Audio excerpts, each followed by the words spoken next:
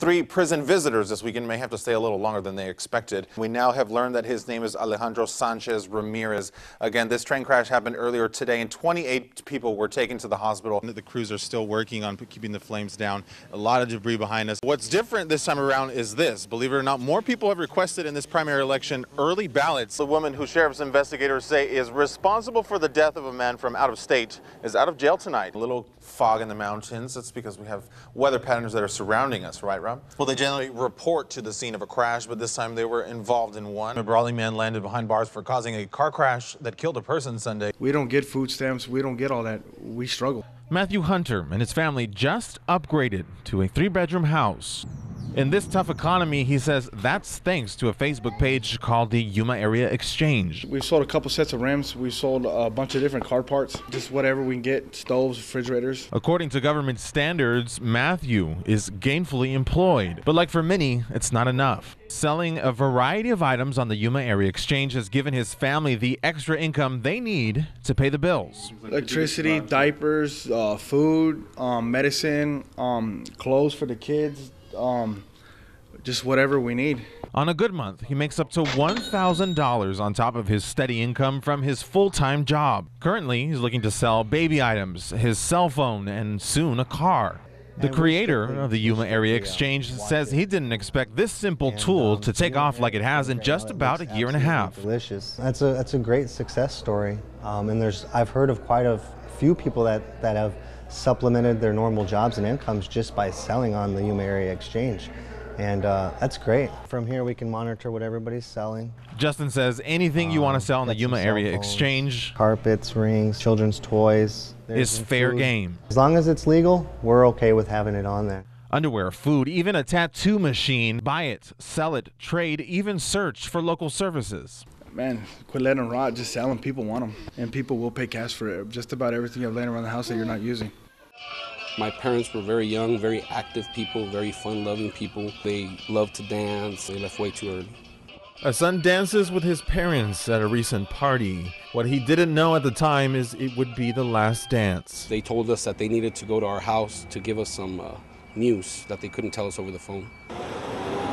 Department of Public Safety officials say Sunday before 6 a.m., the driver of a white Chrysler ran a red light, T-boning a Toyota Scion. It was a pretty significant impact. Some of the debris from the crash actually went into one of the parking lots and damaged a vehicle there. It happened on Highway 95 and Avenue 7E in Yuma. DPS officials say the crash quickly turned into a homicide investigation. We believe that the driver in this case, a 42-year-old male from Yuma, was impaired by drugs. A San Luis couple, 61-year-old Roberto and 56-year-old Silvia Rodriguez, both died at the scene. Family members simply describe them as amazing people. They were there for many people.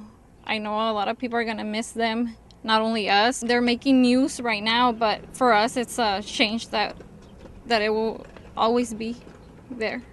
DPS officer Carrie Cook says speeding was also a factor in this crash. The issue here is that somebody decided to drive recklessly and or drive impaired, leaving a family with a huge void. I got my chance to say goodbye and hug them one last time. That was the last memory that I have of them in person, and we were all very happy. Hello? According to the Federal Trade Commission, thousands lose money through telephone scams each year in the U.S. Yuma resident Tara Newton could have been the next victim. It just said your account has been deactivated and it's an emergency to reactivate it. Like, that's a little weird. Sunday afternoon, Tara said she got a call from a number with a Florida area code. When Tara got the phone call, she was already suspicious that it was a scam, but just to make sure, she decided to dial the number, and this is what she got. The number you have dialed is not in service. My husband was like, no, it's a scam. Yuma County Sheriff's officials say he's right, and there's been a spike in this type of phishing scam around town. I received numerous calls this weekend about these 2 new scams, wanting to know your debit card number, want you to give the information. The phishing scam is generally an automated call to your cell phone that asks you to reactivate your account by pressing 1. You then have to enter your debit card information, including the PIN number, expiration date, and security number on the back. That's all anyone needs to spend your money. This is she. Tara didn't fall for it, but she learned an important lesson nonetheless. If you get a call from a phone number you don't recognize, just don't answer it. It's really shady. And don't ever, ever, ever give your credit card number out. And if it's Wells Fargo or somebody else, tell them you'll call them back. At her birthday celebration, Helen Covey just takes it all in. It's just great, you know what I mean? 5 generations and a century's worth of family all gathered Tuesday at Emerald Springs in Yuma to celebrate Helen's 100th birthday. Just another day it was. A pretty modest outlook on a milestone most people won't reach. No, that's what everyone said, that we're very fortunate that God has blessed us. Friends and family planned a surprise birthday party for Helen Tuesday evening, a woman who her daughter says always put her family first. My father got quite ill, and she went out and she worked in a supermarket. She's worked as a waitress, you know, whatever was necessary to keep us and you know, to feed us and take care of us. Much of the family honored a mother who worked hard for the better part of a century. Their goal, to surprise her on her special day.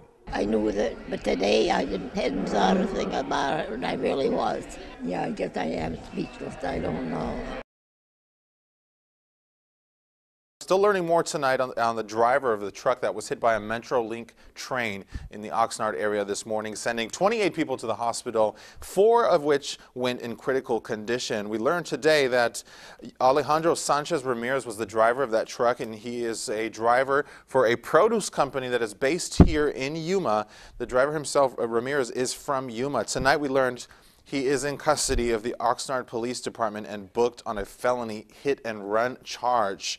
The driver was located later after the crash, uninjured, and his truck was caught on fire.